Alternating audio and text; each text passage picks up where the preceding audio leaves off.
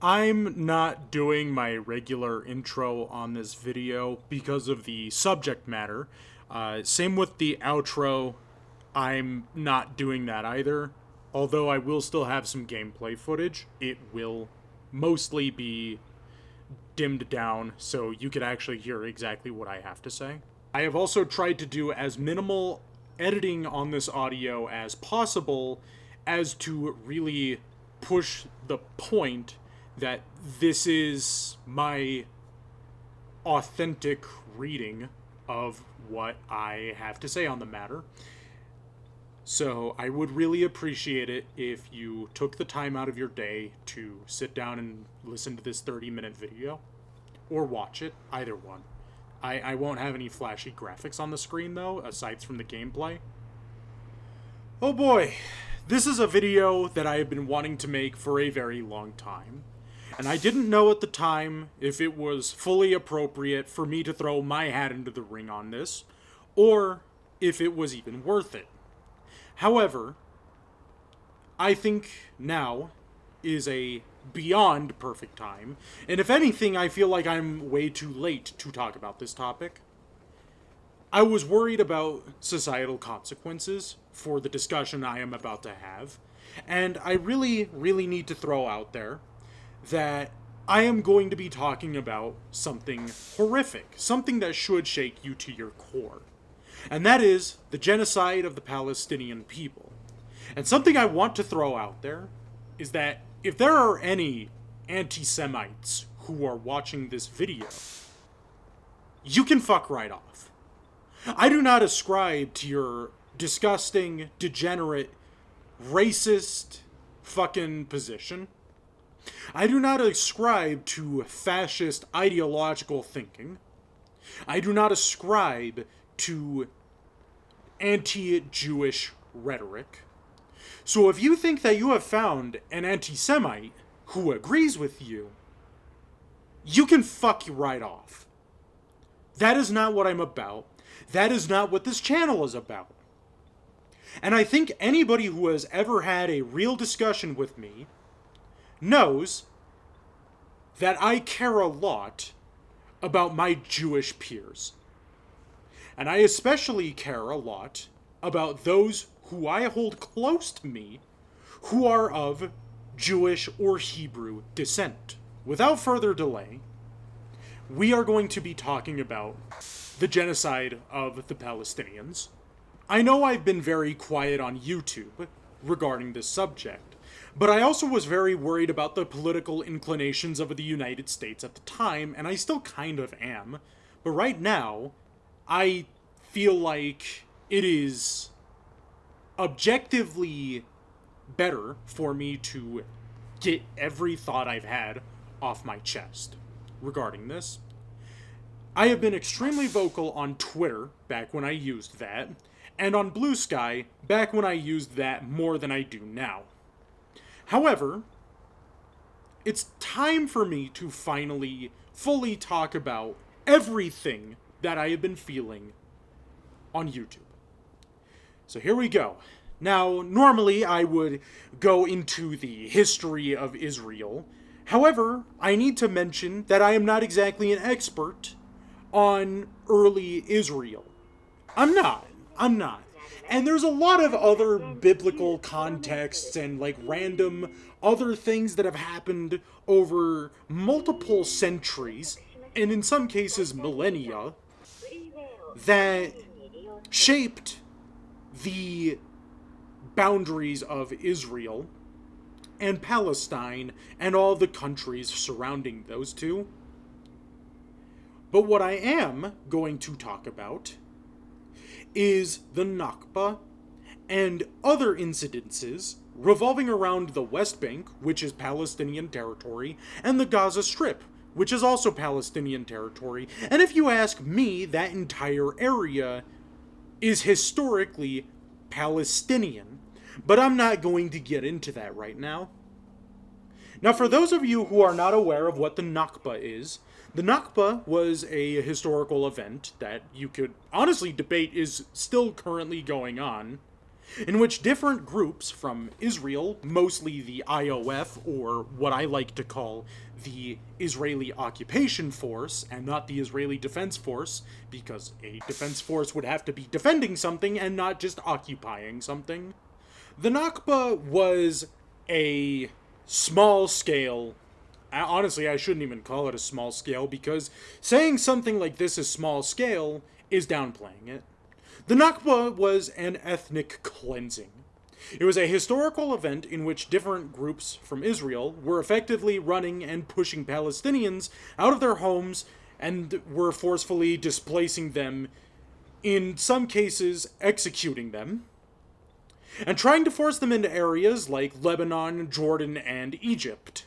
This led to multiple different armed skirmishes and small armed conflict between the Israeli occupation force and multiple different groups, like I said, the Jordanians, the Lebanese, the Egyptians, and the entire Arab League managed to get involved with it after a while. Now, the forceful displacement of Palestinians ended up creating multiple different conflicts on a geopolitical scale, including inside of Israel itself.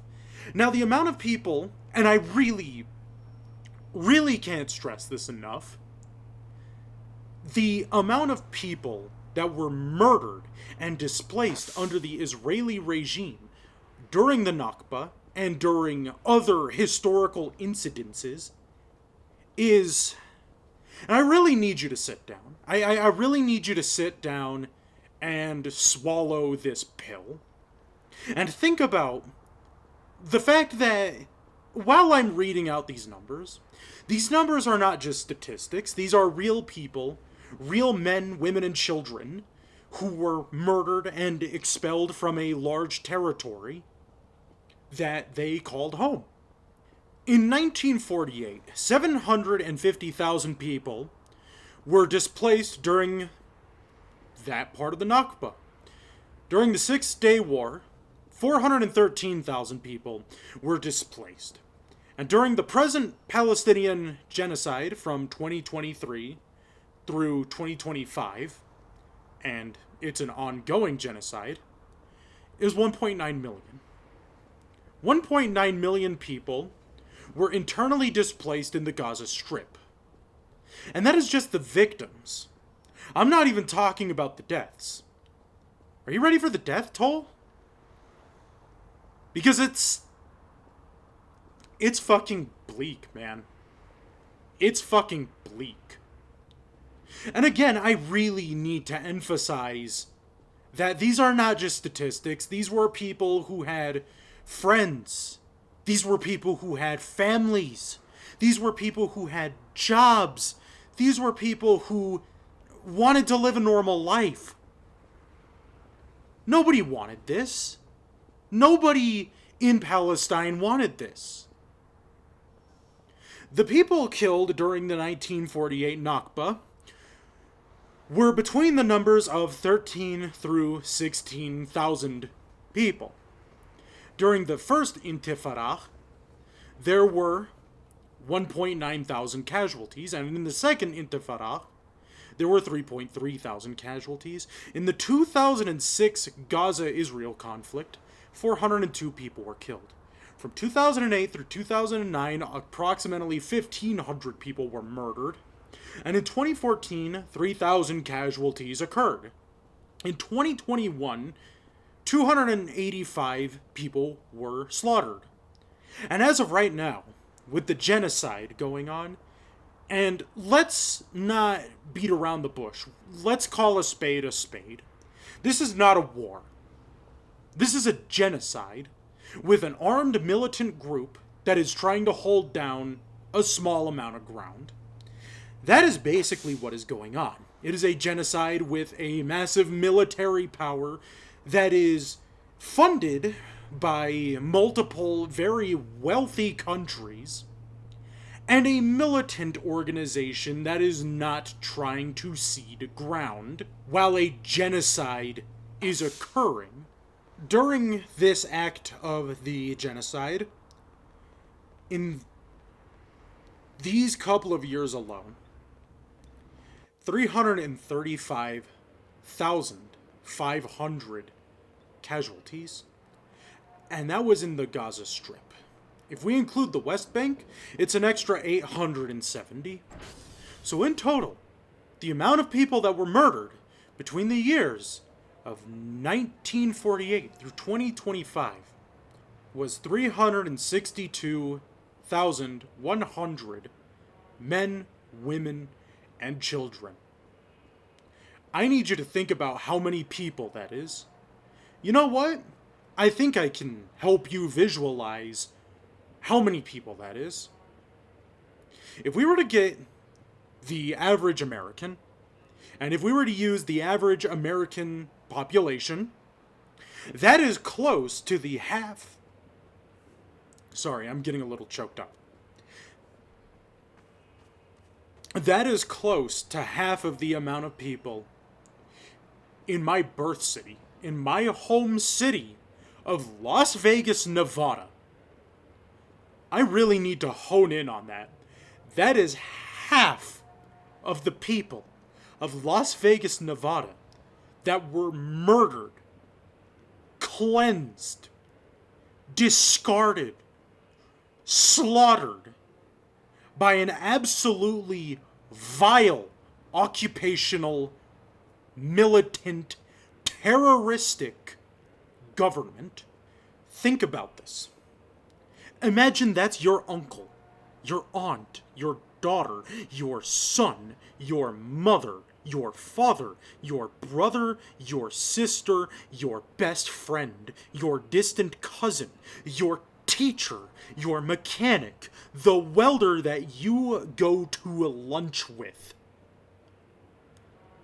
You would be absolutely furious if something like this happened to your coworker, your family members, your friends, your childhood friends. And let me ask you a question. What makes this okay? Seriously, what makes this okay? The answer is nothing. Absolutely nothing makes this okay.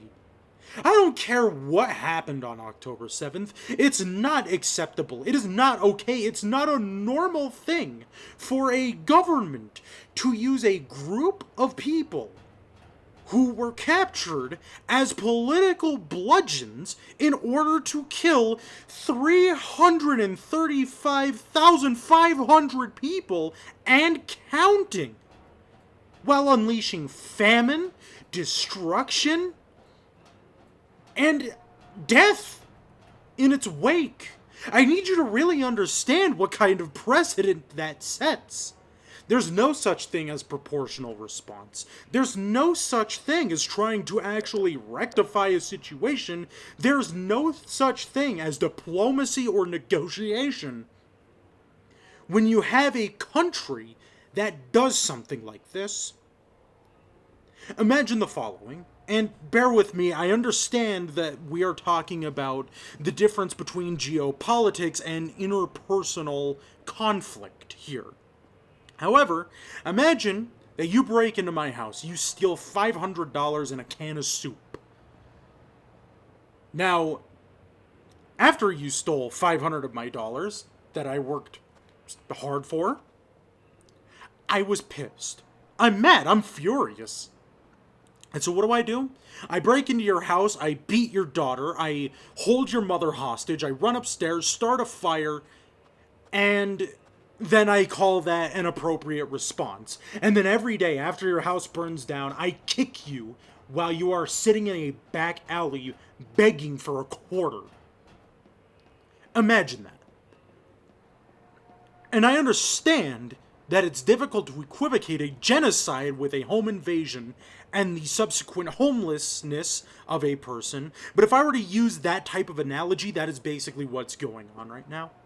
And that is ignoring other previous context that may have led you to stealing $500. What if I threatened your grandmother before I did that and decided to push her down the stairs and then steal her social security check? And then I started siphoning money from your bank account, and then I told you to eat my ass after doing that? I think you understand the point that I am trying to make. my shitty behavior with your response does not give me the right to burn down the whole goddamn town. And that's not even getting into the meat and potatoes of a bunch of other conflicts inside of America surrounding Israel. American tech giants will go out of their way to fund Israel in order to assist them with the development of surveillance technology that can then be used here in the United States. It doesn't include the fact that multinational corporations are constantly using Israel to make a bunch of money off of the suffering of multiple different individuals that then turn around and then make our lives here in the United States shittier in the name of the same multinational corporations and foreign government. Did you know? And I really, again, this is another thing I want you to sit down and chew on. Did you know that in the United States, there are 38 states in this country that you have to sign a loyalty to Israel oath before you get a job? And especially in education. I don't even want to get started on education. You have to swear a loyalty oath to a foreign government in the United States of America under the Anti-BDS Act, which if you don't know what BDS is, it is the Boycott, Divest, Sanction list. You have to go out of your way to sign a loyalty oath to a foreign government under these laws. I need you to think about the implications of that, especially if you are at all well versed in American politics. Now, let's run down the list of states in which you have to swear some type of loyalty oath to Israel, whether it be implicit or non-implicit. Those states that have anti-BDS laws are the following: my home state of Nevada, Utah, Colorado, Arizona, Idaho, Montana, Kansas, Oklahoma, Texas, Arkansas, Missouri, Iowa, Minnesota, Michigan, Illinois, Tennessee, Alabama, Mississippi, Georgia, Florida, South and North Carolina, West Virginia, Ohio, Pennsylvania, Rhode Island, Vermont, and New Hampshire. God damn, I feel lucky for living in a state that allows me to protest a foreign government. Because the video that I am making is not against the law, and I am exercising my right to freedom of speech under the First Amendment of the United States Constitution, which may or may not matter at this point. Let's be completely honest with the way that everything is going. Alright. Now let's put on our thinking caps for a little bit here. Just for a couple seconds. While I explain how insane this actually is. There are states that do not allow you to protest a foreign government. Now I need to ask you a question. How bad do you think it is that our government here in the United States of America, the good old US of A, that state governments can violate your protections and your rights as an American citizen under the United States Constitution? How bad do you think it is that individual states are trying to erode your First Amendment protections, specifically around this issue, and have been eroding our First Amendment protections and rights to free speech under the United States Constitution, in which it is an unalienable right to protest your government or other governments? How bad do you think it is that our First Amendment is getting trampled for some random fuck-ass small little country out in the middle of nowhere? I need you to actually ask yourself on a scale of 1 to 10, how bad do you think that is? Because to me, that's horrible. That's pretty bad. And honestly, I would go out of my way to say that it is indicative of authoritarian politics. Think about it.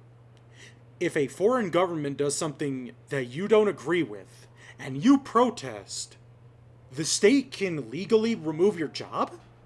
The state can punish you? the state can fine you? What if you had that type of law, but for a country like Azerbaijan? Now imagine Azerbaijan does something absolutely disgusting, and don't get me wrong, that country absolutely has. Listen, we could talk about Nagorno-Karabakh all day if we really wanted to, but that's not the discussion for today.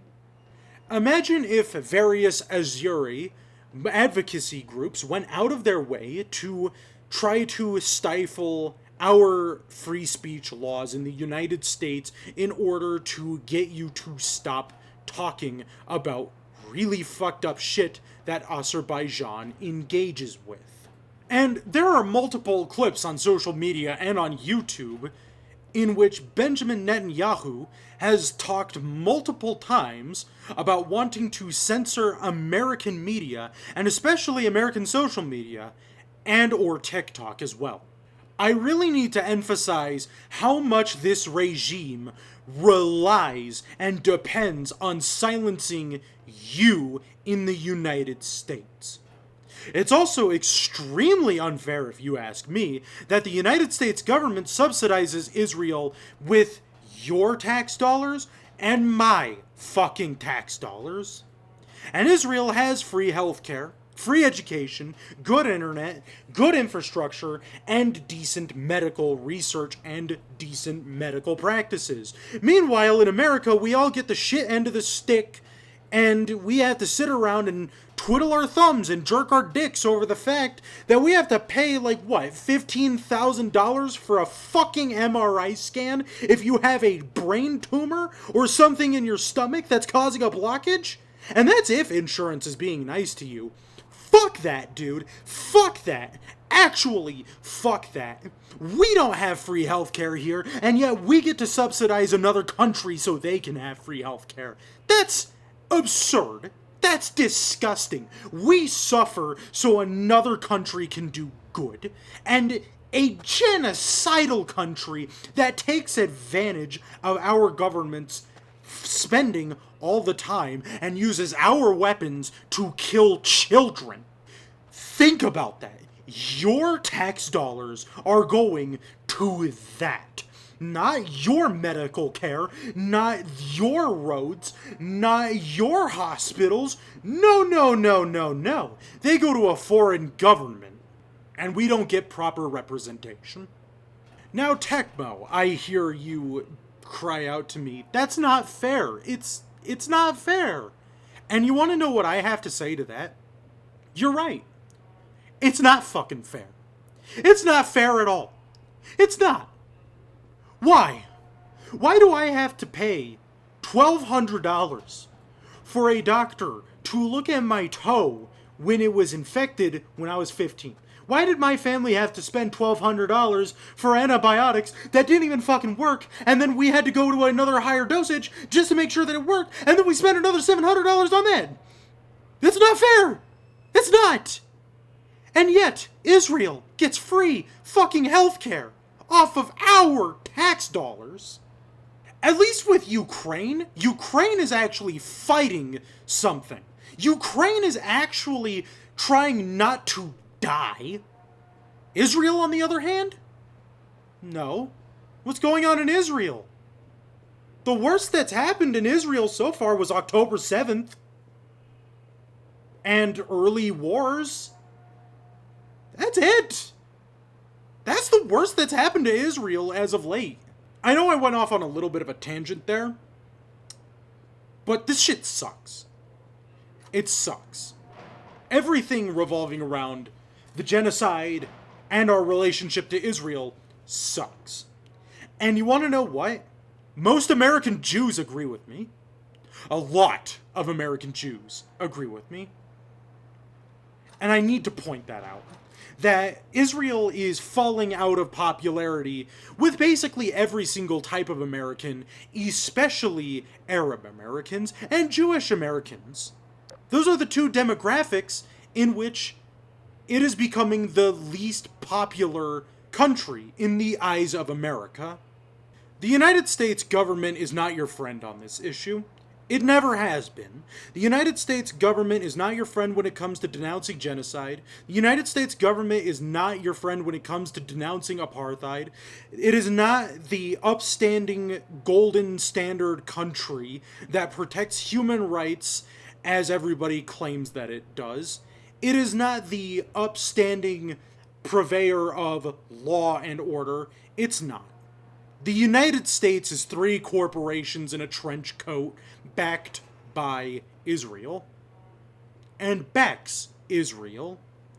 And what I really honestly hope you get out of this video is that, again, the United States government does not care about international law, and the government of Israel is also not even caring in the slightest of international law.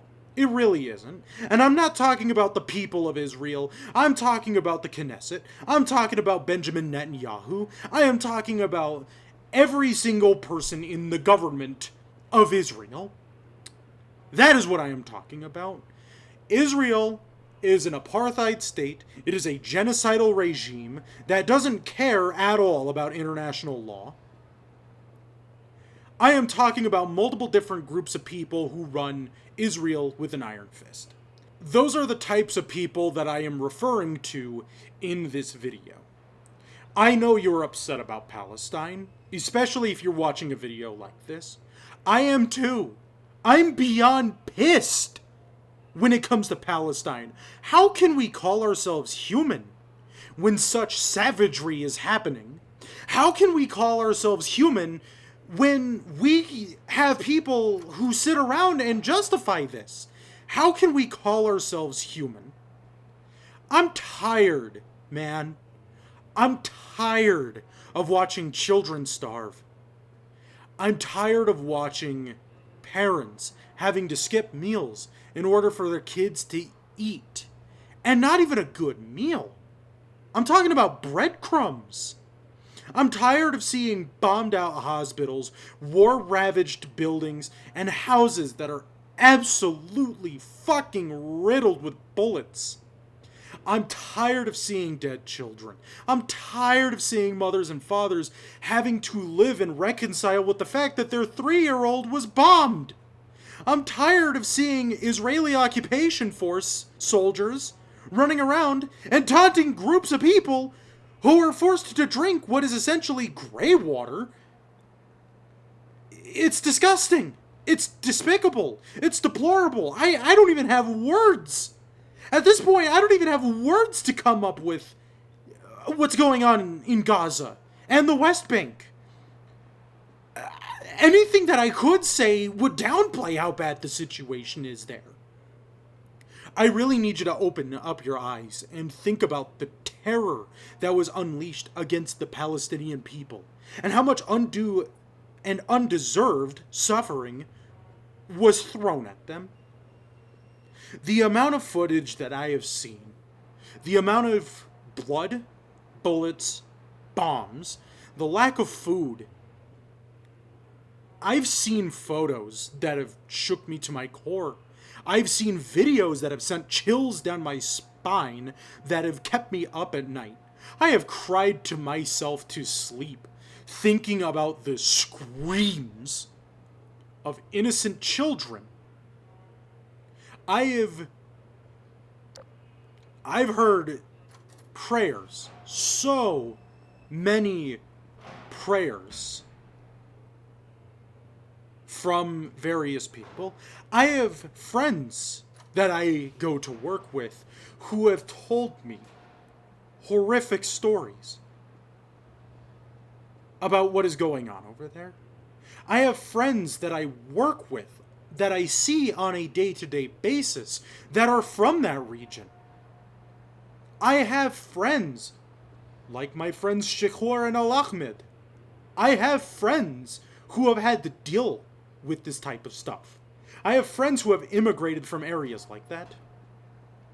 I have friends who think that they don't matter because they are Arabs. That's disgusting. It destroyed me. It destroys me It still destroys me, I should say. It should destroy anyone with a good conscience and a heart. And the thing that I really want to preach to you is that we should really sit down and consider where we are as a society. Where we are at as human beings. We should be making food, not bombs. We should be making love, not war. And we should not be killing our fellow brothers and sisters just because we feel like it. To my brothers and sisters in Gaza, to the people that are suffering, to the children, the men, the women, to everybody out there, I'm sorry. I am deeply, deeply sorry for what my government has funded. I am at a loss of words. And I'm sorry that my tax dollars had to contribute to this. I am sorry for what your people have been put through. And one day, I hope Palestine can be free. This has been Techmo. I love you all. I will see you later.